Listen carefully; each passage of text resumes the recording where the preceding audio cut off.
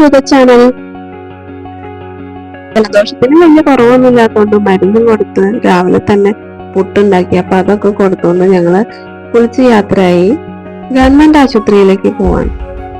അപ്പോൾ അവിടെ ചെന്ന് കഴിഞ്ഞപ്പോ എന്തോ ഭാഗ്യത്തിന് ഡോക്ടർ ഉണ്ടായില്ല. ഞാൻ എപ്പോ ചെന്നാലും അതെ, ഡോക്ടർ അവിടെ ഉണ്ടാവില്ല.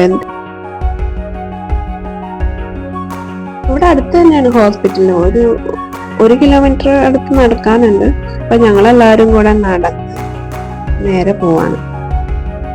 രണ്ടുപേരെയും കൊണ്ട് പോണ കാര്യം കുറച്ച് ബുദ്ധിമുട്ടാണ്, എന്നാലും ഒന്ന് നടന്നു പോന്ന വഴി ഓട്ടോ കിട്ടുമ്പോ അതിന് കയറി പോവാന്ന് വിചാരിച്ചിട്ട് ഒരൊറ്റ ഓട്ടോ പോലും വന്നില്ല. അങ്ങനെ ഗവൺമെന്റ് ആശുപത്രിയിലെത്തി. 34ാമത്തെ നമ്പറായിരുന്നു. ഹോസ്പിറ്റലിൽ അങ്ങനെ പ്രത്യേകിച്ച് ആരും ഉണ്ടായില്ല, 2 പേരുണ്ടായിരുന്നു. ഡോക്ടറെ കണ്ടു. Government Ayurveda hospital. ഇവിടെ വന്ന് മരുന്ന് വാങ്ങിച്ചിട്ട് കുറെ ആയുർവേദ സസ്യങ്ങളൊക്കെ അവിടെ നട്ടിട്ടുണ്ട്. പക്ഷെ എന്ത് ചെയ്യാൻ, ഒക്കെ കാട് പിടിച്ച് കിടക്കാണ്. അവിടെ ചെന്നപ്പോഴത്തേക്ക് രണ്ടുപേരും കളി ആരംഭിച്ചു. പിന്നെ മരുന്നൊക്കെ വാങ്ങിച്ച് തിരിച്ചു പോന്നു.